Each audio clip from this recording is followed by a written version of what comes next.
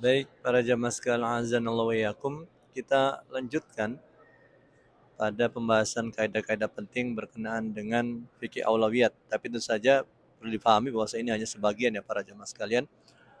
Sifatnya tidak menyeluruh karena keterbatasan waktu yang ada. Nanti insya Allah semoga kita diberikan kesempatan oleh Allah untuk melanjutkannya di lain waktu.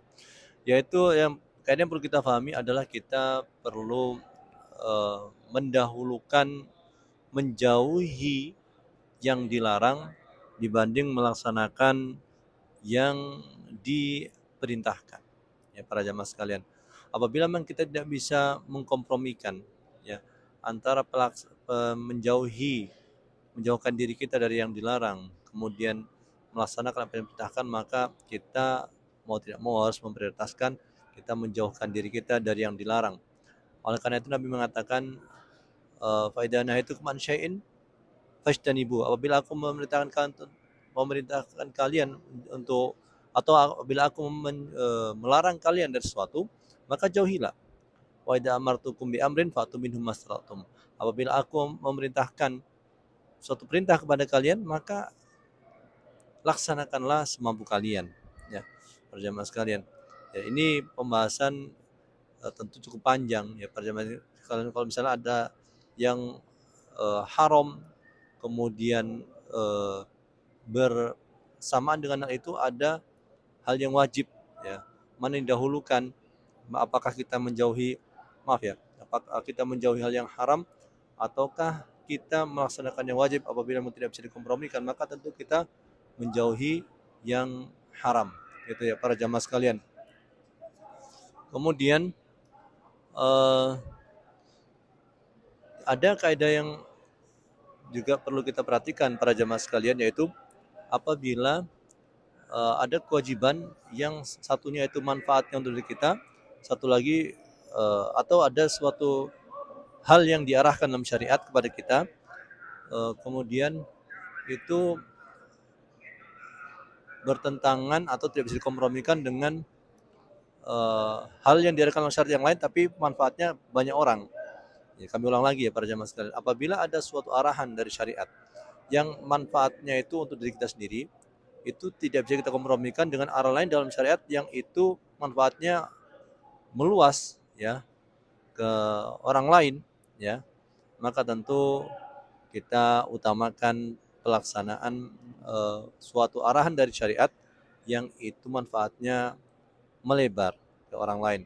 Contohnya misalnya para jamaah sekalian, bila seseorang itu punya dana untuk melaksanakan haji ya, haji yang sunnah, namun sisi lain ada orang-orang yang dia ketahui, orang sekitar dia atau orang yang dia ketahui itu sedang membutuhkan eh,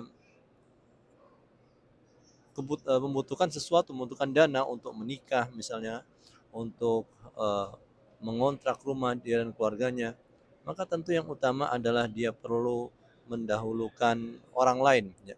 Jadi dia tidak boleh sering-sering berhaji ya atau sering-sering umroh, namun di sisi lain dia meninggalkan orang-orang sekitar dia ya. Dia tidak memperdulikan orang sekitar dia yang dalam keadaan membutuhkan, yang membutuhkan dana untuk hal yang sifatnya itu urgent itu.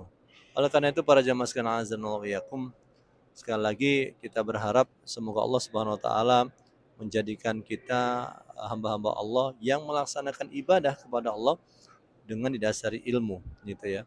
Maka kembali ke pembahasan kita yang sekarang, atau kami yang mungkin sudah ya, para jamaah yang mungkin sudah sering eh, melaksanakan ibadah di Masjidil Haram atau Masjid Nabawi, perlu diperhatikan bahwasanya tidak semua yang dilakukan oleh orang kaum muslimin ya di Masjid Haram atau Masjid Nabawi itu bisa kita tiru gitu ya, bisa kita uh, amalkan begitu ya. Ya sebagaimana kalau misalnya kita melihat mungkin ya, atau sebagaimana bisa kita lihat ya para jemaah sekalian, ada yang mengusap-ngusap makam Ibrahim misalnya ya, makam Ibrahim. Uh, Pertama para jemaah sekalian, dari sisi uh, syariat, dari sisi tentu ini ada banyak kemungkinan-kemungkinan ya. Ya, kemungkinan seorang itu mengusap karena dia cinta kepada makam Ibrahim, kemungkinan dia minta barokah, ya. Apapun itu, kita perlu menilik lagi, ya, melihat lagi, ya, dan cukup dekat. Kalaupun katakan mereka melakukan itu bukan karena meminta barokah, ya, dari makam Ibrahim, ya, kaca yang kaca yang mengelilingi makam Ibrahim, ya, maka ini tidak contoh dari Nabi SAW, ya. Kemudian kalau dia niatnya adalah untuk mencari berkah, maka ini lebih berbahaya lagi, ya, bisa sampai jatuh ke dalam kesyirikan kalau dia misalnya merasa bahwasanya apabila dia mengusap-ngusap makam Ibrahim itu dia akan mendapatkan keberuntungan misalnya, ya. Oleh karena itu para jamaah sekalian, jadi nasihat-nasihat yang kami sampaikan ini tidak bermaksud untuk merendahkan siapapun atau menunjukkan keunggulan dari kami, sama sekali tidak para jamaah sekalian, karena kita harus memahami nasihat itu adalah kepada semua muslim itu adalah kewajiban, gitu ya. Meskipun si pemberi nasihat bisa jadi, maaf ya, bisa jadi dia juga orang yang banyak dosa, ya. Maka itu tidak menghalangi kewajiban dia untuk menasihati orang lain. Tapi tentunya yang jelas adalah seseorang itu perlu memperbaiki diri, ya, diutamakan memperbaiki dirinya, ya, sebelum dia memperbaiki orang, itu jelas. Tapi kalaupun seseorang itu katakan tidak mampu untuk memperbaiki dirinya, bukan berarti jatuh kewajiban untuk amar ma'ruf dan nahi mungkar. Untuk amar ma'ruf dan nahi mungkar.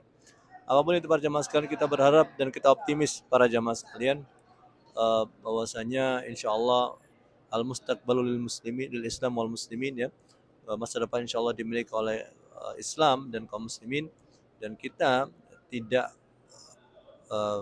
berhak untuk memastikan, ya. Kita hanya berusaha para jamaah sekalian. Kita semuanya berusaha, ya. Kita semuanya berusaha untuk memperbaiki keadaan kaum muslimin, dan adapun hasil kita serahkan kepada Allah Subhanahu wa taala.